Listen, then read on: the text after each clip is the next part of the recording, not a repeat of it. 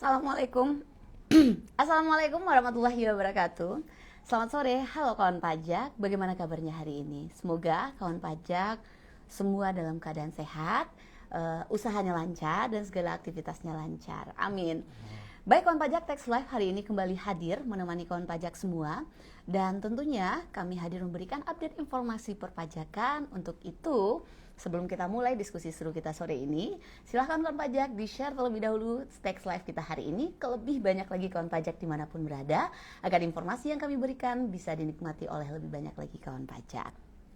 Nah, kawan pajak, saat ini kita sudah memasuki bulan Maret tahun 2023.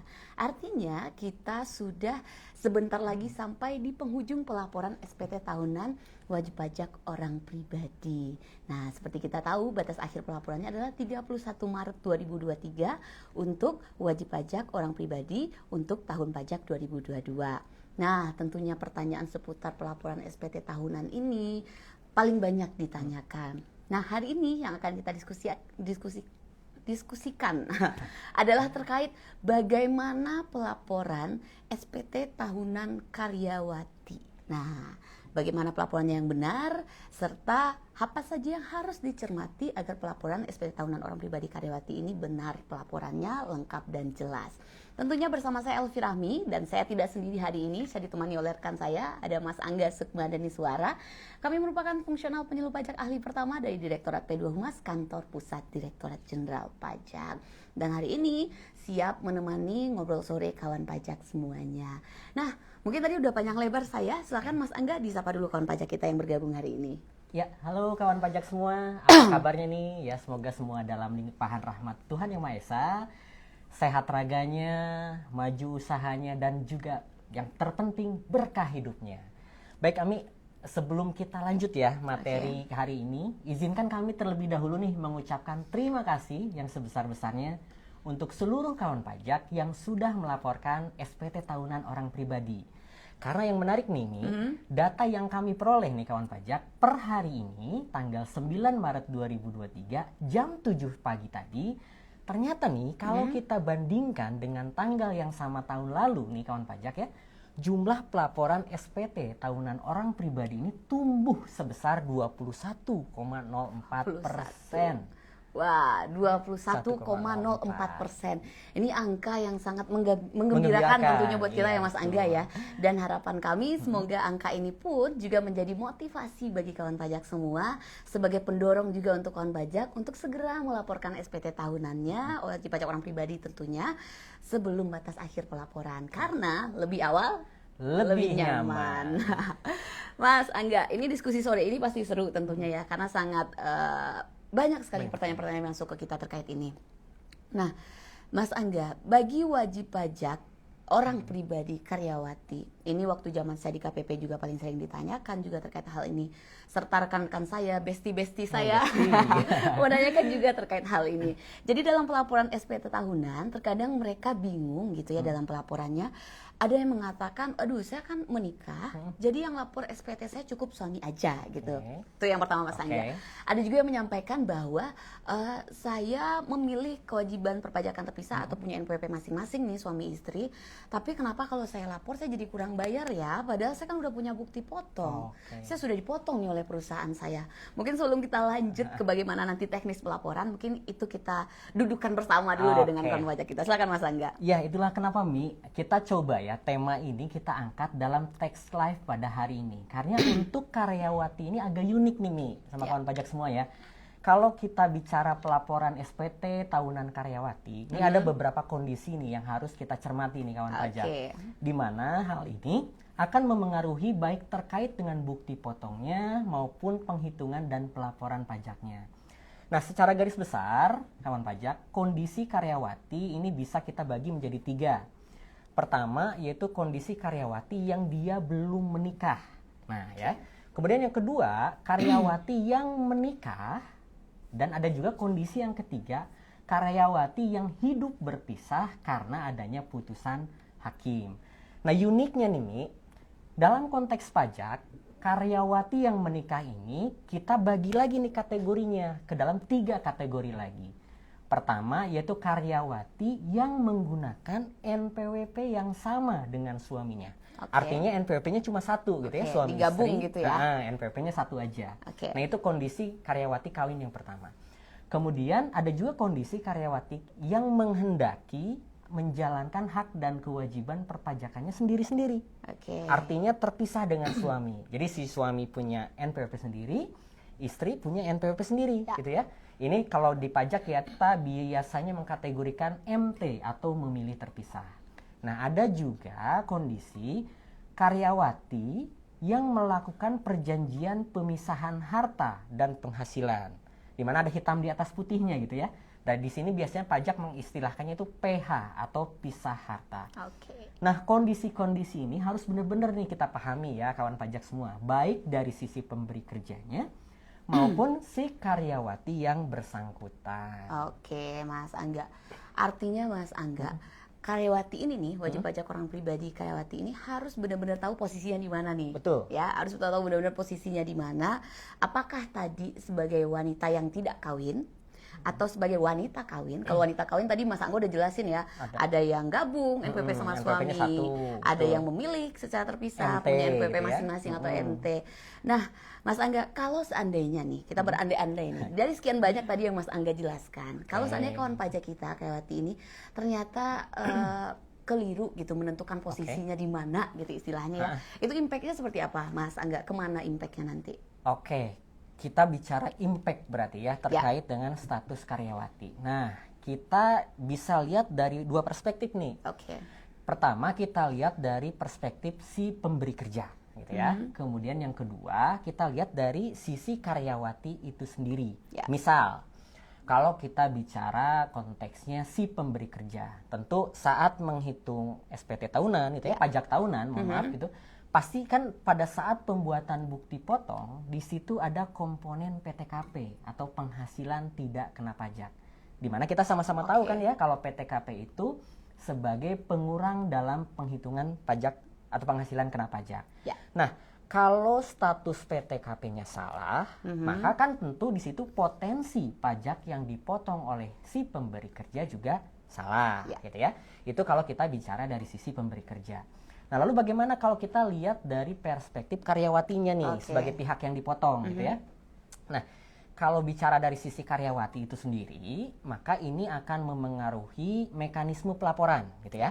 Pertama, siapa sebenarnya yang harus melapor pajak? Apakah cukup suaminya saja? Oke.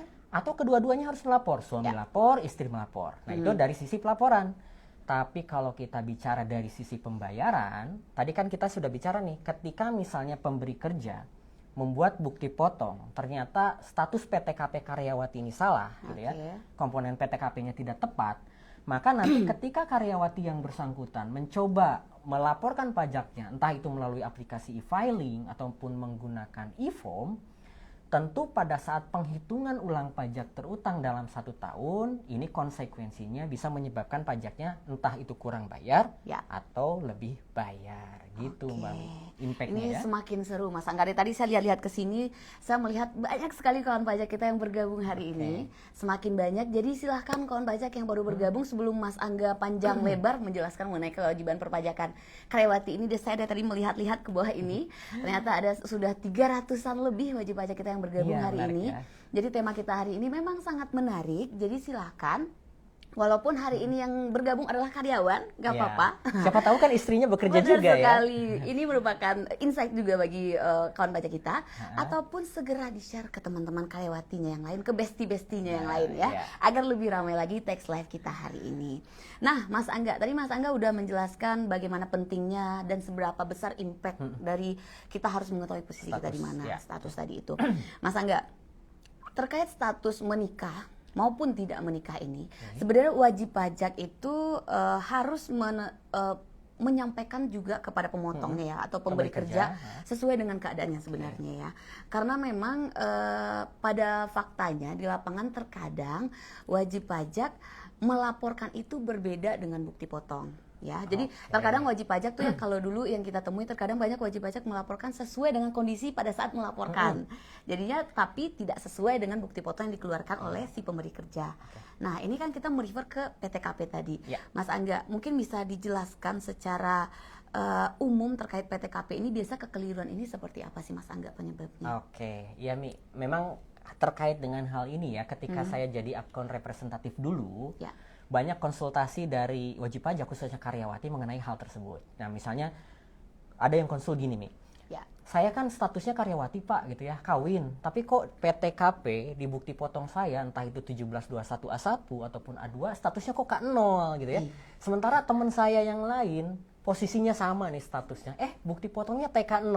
Nah, siapa yang salah sebenarnya? Yang benar yang mana gitu ya. Nah, terkait hal ini, terkait PTKP ya, kalau kita bicara lebih khususnya lagi, sebenarnya sering dibahas juga nih di tax live kita ya, kawan pajak ya. Kalau kita lihat di history tax live kita, bahwa memang kalau kita bicara PTKP atau penghasilan tidak kena pajak, itu kan statusnya ditentukan berdasarkan status dari wajib pajak di awal tahun pajak, gitu ya. Dimana kita kenal kan ada beberapa kategori. Ada TK, tidak kawin. Ya. Kemudian ada yang K atau kawin. Ada juga yang kalau kita perhatikan K garis miring I, apa sih itu gitu ya? Ada juga. Kawin dengan penghasilan istri digabung dengan suami gitu ya. Nah, kalau kita bicara karyawati, secara default gitu ya, pada dasarnya baik karyawati yang kawin ataupun karyawati yang tidak kawin atau belum kawin, status di bukti potongnya itu defaultnya adalah TK. Tidak kawin. Defaultnya gitu ya. Tapi ada beberapa kondisi khusus ya untuk karyawati, di mana karyawatinya kemudian menikah, tapi suaminya tidak berpenghasilan gitu ya.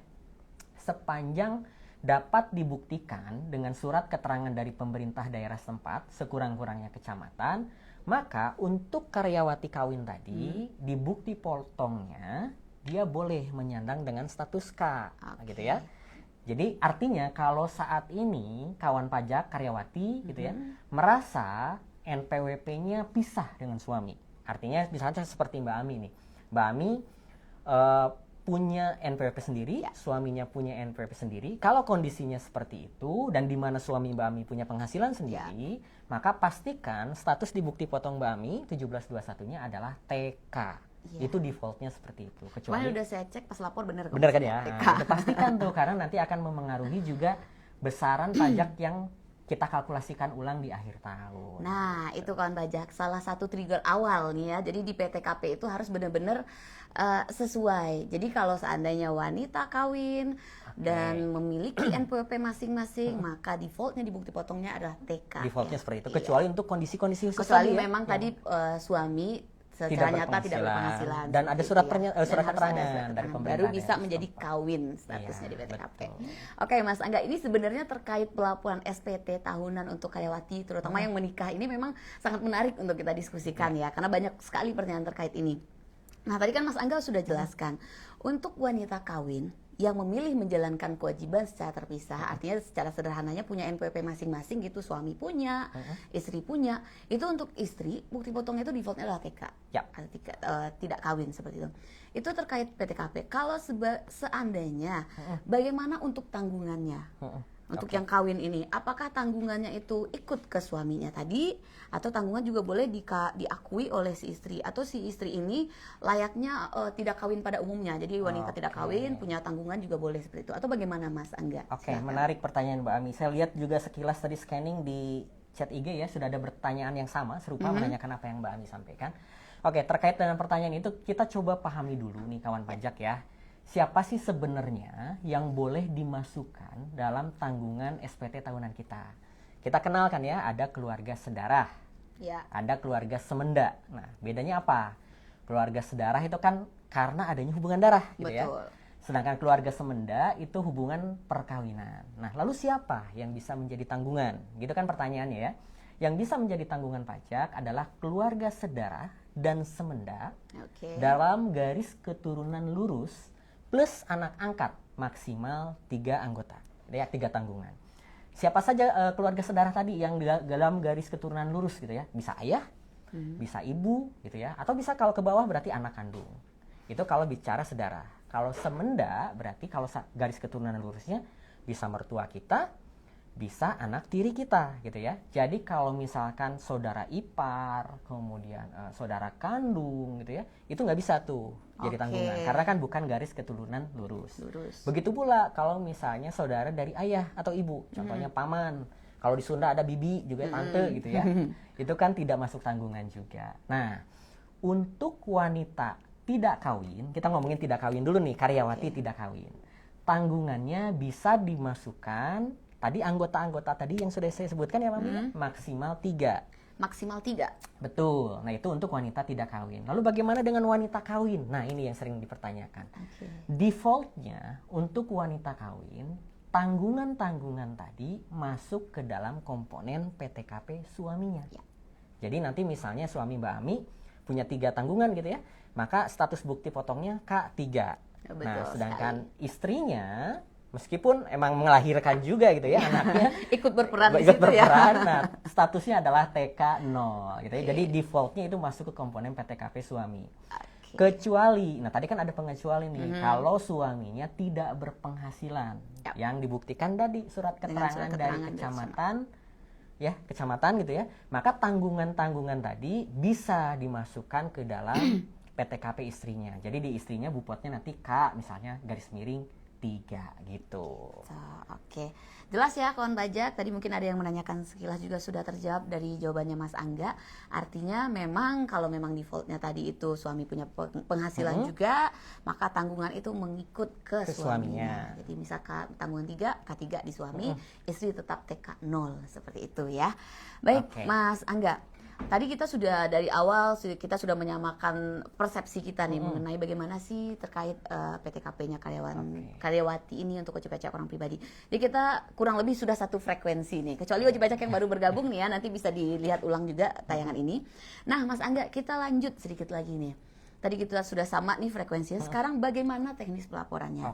Karena banyak banget nih ke kita juga, mungkin waktu kita di KPP juga banyak pertanyaan terkait ini. Di teknis pelaporan, baik untuk wanita yang tidak kawin mungkin lebih sederhana ya. Tapi untuk wanita yang kawin, yang menggabungkan penghasilan dengan suami, ya artinya hanya satu NPWP nih istilahnya, memilih untuk bergabung satu NPWP, itu bagaimana? Serta ada juga yang menanyakan kalau memilih terpisah NPWP masing-masing, bagaimana pelaporannya? Untuk yang gabung tadi mungkin lebih ke di mana sih penghasilan istri harus saya taruh gitu, suaminya bertanya seperti apa. Silakan Mas Angga. Nah, ya memang menarik nih terkait dengan teknis pelaporan karyawati. Dulu ketika saya jadi akun representatif ya, kami kita dulu pernah jadi AR nih. AR gitu ya. Ketika meriksa gitu ya, ada statusnya SPT karyawati, kok bisa gitu ada statusnya dia jadi kepala keluarga, padahal di data kami itu ternyata menikah, masing-masing punya NPWP. Nah, ketika misalnya kawan pajak, kalau kita bicara pelaporan ya, mengisi e-filing atau e-form lah, pasti ada pertanyaan begini. Nah, boleh mungkin dibantu Mas Operator ya, tampilan di layar ya. Ketika kita lapor di SPT, kan pada saat melapor suka ada pertanyaan. Apakah Anda seorang suami atau istri yang menjalankan kewajiban perpajakan terpisah gitu ya, MT atau PH. Nah, tadi kan kita sudah bahas ya, MT memilih terpisah, PH pisah harta. Artinya kawan pajak, kalau ada pertanyaan seperti ini, jika saat ini kondisi kawan pajak, baik suaminya ataupun istrinya, dia punya NPWP sendiri-sendiri, maka kalau ada pertanyaan seperti ini, pilihnya iya, gitu ya. Tapi kalau misalnya selama ini statusnya belum menikah, atau menikah tapi satu kesatuan ekonomis, gitu ya, di mana menggunakan NPWP yang sama dengan suami, atau mungkin divorce gitu ya, mohon maaf, hidup berpisah, maka pilihnya yang tidak. Nah, itu yang critical pointnya ada di sini dulu nih, terkait dengan penentu awal gitu ya, Mas Angga ya. Terkait dengan teknis pelaporannya. Karena apa? Karena nanti akan relate nih ke step-step berikutnya terkait dengan teknis penghitungan. Betul. Kalau misalnya kita bicara karyawati yang menggunakan NPWP yang sama dengan suami, berarti satu kesatuan ekonomis gitu ya. Maka kalau penghasilan istrinya berasal dari satu pemberi kerja, dan catatannya di sini adalah tidak ada hubungan dengan usaha atau pekerjaan bebas suami ataupun anggota keluarga yang lain, maka penghasilan istri karyawati dari satu pemberi kerja ini dicatatnya dalam SPT suaminya dalam penghasilan yang bersifat final. Nah, ini mungkin dibantu ya, Mas. Ada tampilannya, seperti ini tampilannya. Kalau di form 1770 gitu ya, yang menggunakan e-form, ini bisa kita cek di lampiran 3 nih Mbak Ami, angka 15, penghasilan yang bersifat final.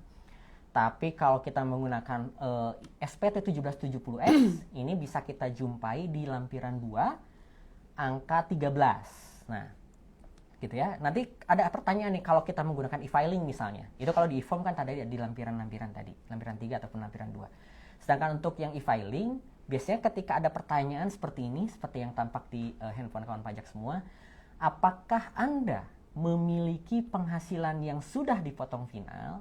Maka kalau tadi konteksnya adalah karyawati yang menggunakan NPWP yang sama gitu ya, maka silahkan dicatat penghasilan karyawati ini sepanjang penghasilannya dari sisi satu pemberi kerja, silahkan dicatat di kolom penghasilan yang dipotong final. Nah, itu kalau suaminya satu NPWP. Benar, digabung. Dalam catatan yang bersifat final tadi ya. Nah, tapi beda nih kalau misalnya tadi kayak Mbak Ami kasusnya, suaminya punya NPWP sendiri, betul. Kemudian istrinya punya NPWP sendiri. Ya. Nah, tadi kan kita konteks ada pertanyaan MTPH gitu ya, ketika kita milih iya, maka nanti ketika di step-step belakang di dalam e-filing gitu, akan ada pertanyaan gitu ya, jika karyawati ini menikah dengan status PH atau MT tadi, di e-filing akan muncul seperti tampak di layar, ada pertanyaan seperti itu. Maka silahkan pilih status kewajiban perpajakannya, apakah suami istri ini apakah memilih terpisah MT gitu ya, atau pisah harta gitu. Nanti silahkan isikan panel perhitungan PHMT tadi dengan penghasilan suaminya berapa, penghasilan istrinya berapa, maka nanti aplikasi pajaknya entah itu e-filing gitu ya ataupun e-form akan mengkalkulasikan dihitung secara proporsional. Ya, gitu betul, ya. Dihitung secara proporsional. Berapa sih sebenarnya PPh yang terutang gitu ya. Maka di sini akan biasanya muncul tuh apakah statusnya nanti menjadi kurang bayar ataupun lebih bayar. Oke, ini sangat jelas juga Mas Angga ya. Ini sudah sangat komprehensif juga karena tadi di layar sekilas saya lihat juga sudah muncul yang hal-hal penting yang harus dicatat oleh kawan pajak. Mana yang harus diklik, pengisiannya di mana, tadi tampak di layar kami bagikan juga. Jadi kawan pajak memang untuk karyawati ini seperti tampak di awal, tadi di awal disampaikan Mas Angga agak unik gitu sedikit ya. Jadi yang harta yang penggabungan NPWP sama suaminya gabung, tadi pelaporannya seperti yang disampaikan Mas Angga, ataupun sebaliknya yang memiliki kewajiban perpajakan secara terpisah memilih seperti itu NPWP masing-masing, pelaporannya juga, perhitungannya juga agak unik sendiri. Ada tadi dijelaskan oleh Mas Angga, nanti dihitungnya secara proporsional. Ini tentunya sudah mulai ada bayangan-bayangan nih di kawan pajak kita, sudah mulai tergambar nih kira-kira habis ini. Tuh, jadi karyawati ini kita recap ya. Jadi untuk karyawati ini tentukan dulu positioningnya di mana kita. Apakah kita belum menikah? Apakah sudah menikah? Nah, penikah pun positioningnya di mana? Ya. Apakah NPWP-nya NPWP yang sama dengan suami, berarti satu NPWP, digabung. Satu kesatuan ekonomis, atau NPWP-nya sendiri-sendiri, ya, gitu memilih masing-masing memilih terpisah ataupun pisah harta. Nah, kalau memilih ataupun pisah harta, nanti ada konsekuensinya di belakang, gitu ya, akan dihitung ulang pajaknya secara proporsional, seperti yang tadi kita sampaikan ya, Mbak Mi ya. Di sini juga saya sekalian menjawab nih pertanyaan Mbak Wati Azari, Mas atau Mbak Wati, mohon maaf ya. Kok saya sudah memilih MT tapi kok kurang bayar? Nah, ini memang konsekuensi dari pemilihan penghitungan pajak secara proporsional. Karena memang secara perhitungannya dihitung berdasarkan lebih ke proporsional, penghasilan suami dilihat berapa, istri berapa, nanti dari situ disandingkan baru ada mungkin menyebabkan nantinya kurang bayar. Tapi kalau bergabung tadi lebih sederhana ya Mas Angga ya. Kalau kita perhatikan tadi, wah ternyata kalau disanding-sandingkan lebih mudah. Satu NPWP saja gitu ya. Kalau istrinya jadi satu pemberi kerja cukup dicantumkan dalam penghasilan bersifat final, yang lapor cukup suaminya saja. Berarti kan kita nggak perlu repot-repot lagi, capek filing. Jadi kalau tadi yang saya contohkan, suami saja yang lapor, itu benar adanya, asalkan punya NPWP-nya itu digabung. Artinya cuma satu NPWP pakai NPWP suami, baru suami saja yang gabung, yang lapor. Itu catatannya tadi ya. Ada catatan, tapi kalau memilih terpisah, istri punya NPWP sendiri, suami punya NPWP sendiri, kewajibannya tetap melekat ke masing-masing. Betul. Dan dalam itu tadi penghitungan pajaknya nanti harus dikalkulasikan secara proporsional, gitu ya. Oke, Mas Angga. Ini masih berhubungan nih, ada sangkut pautnya dengan pelaporan SPT tahunan yang paling banyak juga ditanyakan. Ini masih frekuensinya cukup besar ke kita yang mau ke kering pajak atau di KPP. terkait Evin. Evin, Nah. lagi-lagi lupa Evin. Jadi- Ipin inget Evin lupa gitu ya. Jadi memang Maret ini adalah masa-masa kita ingat dengan namanya Evin, dan kita mungkin juga lupa ya, mungkin tidak akan langsung hafal nomor Evin kita. Tapi tips dari kami untuk Evin ini, ketika Bapak Ibu sudah memperoleh Evin, tolong simpan Evin itu di handphonenya jaga baik-baik. baik-baik gitu Jaga ya. baik-baik. Nah, kayak harta gitu kita jaga baik-baik. Kalau mantan boleh lah lupakan Mantan gitu ya. kita lupakan aja. Kalau Evin harus diingat gitu. Kita jaga baik-baik, kita masukkan di kontak nomor handphone kita. Kita tulis di situ nomor Evin pajak. Jadi tahun depan saat kita misalnya lupa password lagi, kalau lupa password kan harus minta Evin. Betul. Evinnya ada di handphone kita. Jadi kendala klasiknya gitu ya Mia, saya mau lapor SPT, minta Evin, padahal sebenarnya dia masih ingat passwordnya. Mungkin Iya. kita ingetin lagi bahwa Evin itu digunakan kalau kawan pajak lupa password. Nah kalau lupa password biasanya diminta tuh Evinnya. Dan sekarang ya Mbak Mi ya, kalau Evin itu kita nggak perlu repot lagi ya ke Oke. kantor pajak. Sekarang tuh. udah banyak channel yang disediakan Betul. oleh Apa aja tuh, Direktorat Mbak Jenderal Ami? Pajak. Jadi silahkan wajib pajak nyamannya memilih melalui mana. Bisa melalui kering pajak di 1.500.200, bisa live chat juga di Situs pajak, pajak. di situs pajak. Lalu bisa WhatsApp juga KPP. WhatsApp, betul. Di mana tuh? Nah, kalau misalkan saya di Bandung nih terdaftar di Oke. Bandung Soreang. Nah, gimana bisa caranya? langsung masuk. Yang penting ada akses internet di handphonenya, masuk ke pajak.go.id/unit strip kerja. Nanti di sana Bapak Ibu akan diarahkan ke halaman untuk mengetahui di mana KPP terdaftarnya, cari, nanti akan muncul nomor teleponnya, nomor WhatsApp helpdesk-nya. Jadi untuk menanyakan Evinnya, silahkan WhatsApp di sana. Petugas kami juga akan standby di sana untuk menjawab selama jam kerja dan di hari kerja. Oke. Jadi bisa lebih nyaman ya. Mudah-mudahan di mana. dengan berbagai channel yang kami sediakan gitu ya, entah kering pajak 1.500.200, situs pajak, live chat, pajak.co.id ataupun WhatsApp helpdesk bisa membantu kawan pajak semua dalam memudahkan pelaporan SPT tahunan, khususnya bagi karyawan ataupun karyawati yang lupa Evin tadi. Ya, jadi gitu ya. jangan mepet-mepet, karena di awal tadi kami sampaikan lebih awal lebih nyaman. Betul. Oke Mas Angga, ini memang banyak sekali pertanyaan dari saya dari tadi ngintip-ngintip ke sini begini. Nah, itu saya ngintip-ngintip pertanyaan, ada beberapa pertanyaan juga dari kawan pajak kita. Terkait pelaporan SPT tahunan wajib pajak orang pribadi karyawati ini. Tadi ada sekilas saya lihat pertanyaannya, berarti saya kalau yang gabung ini semuanya suami saya yang lapor, serta bukti potongnya tinggal saya kasih kepada suami saya. Kata ada yang nanya seperti itu tadi. Udah benar belum tuh Mas Angga? Ya tadi kalau misalkan satu NPWP Tadi istrinya saya dari lupa satu pemberi namanya. kerja gitu ya, sepanjang dari satu pemberi kerja tidak ada hubungan usaha ataupun dengan peredaran pekerjaan bebas suaminya ataupun anggota keluarga yang lain, maka penghasilan istri tadi cukup dicatat dalam penghasilan yang bersifat final. Nanti yang dimasukkan di situ ya brutonya berapa, yang dipotong berapa.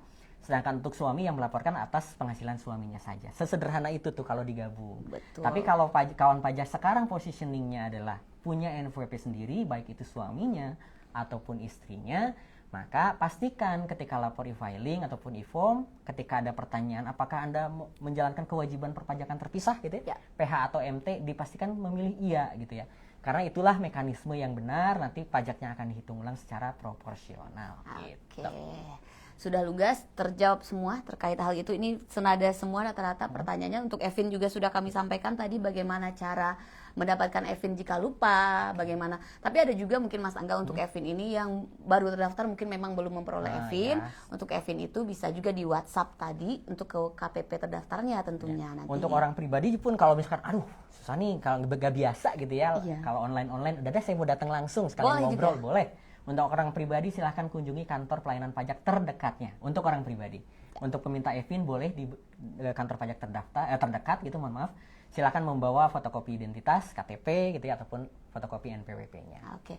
Mas Angga, ini sudah kurang lebih 30 menit kita menemani kawan pajak juga. Ya, terima kasih juga nih buat Tax Army ya yang sudah Saya bantu sendiri jawab juga ya. sudah bantu baca. Saya dari tadi Pertanyaannya banyak lihat-lihat sekali gitu ya. cepat sekali naik. Saya udah roll dari tadi scroll terus. Nah, tadi sekilas mengenai data-data data pribadi tadi. Kami ingatkan kembali kepada kawan pajak semua. Saya membahas wanita kawin, saya ngomong jadi kawin semua dari tadi. Nah, untuk kawan pajak semua, segera lakukan pemadanan data. Ya, validasi ya pada saat Validasi. laporan SPT tahunan, pastikan NIK-nya valid statusnya. Ya, agar di 1 Januari 2024 nanti NIK-nya Bapak Ibu kawan pajak semua sudah ready untuk kita gunakan sebagai NPWP. Karena kita ke depan mulai 1 Januari 2024 ya implementasi NIK menjadi NPWP akan diterapkan secara menyeluruh. Jadi kalau NIK-nya sekarang belum valid, kita masih punya kesempatan 31 Desember 2023 untuk memvalidkannya. Benar. Tapi kami sih harap ya sebelum batas akhir pelaporan Betul. SPT tahunan semua statusnya sudah valid semua biar Dan aman melakukan gitu ya. validasi pun bisa secara online. Jadi Ya. sekalian lapor, sekalian melakukan Betul, pemadanan. pemutakhiran mandiri gitu ya di Oke. DJP online kita. Oke. Ya, terima kasih Mas Angga. Baik, itu tadi kawan pajak Tax Live kita hari ini. Terima kasih kepada seluruh kawan pajak yang sudah meluangkan waktu untuk bergabung bersama kami pada sore hari ini. Semoga Tax Live kita hari ini dapat memberikan manfaat untuk kawan pajak semua. Tetap saksikan Tax Live setiap hari Kamis pukul 3 sore. Dan tentunya dengan tema-tema yang sangat bermanfaat dan relevan dengan kawan pajak semuanya. Dan kami mewakili seluruh tim yang bertugas hari ini, saya Elvi Rahmi Dan saya Angga Sukmadani Suara. Kami mohon maaf kalau seandainya ada salah, ada kurangnya. Semoga bisa ketemu lagi di Tax Live berikutnya. Dan terima kasih atas perhatiannya. Mohon maaf. Wassalamualaikum warahmatullahi wabarakatuh. Sampai jumpa.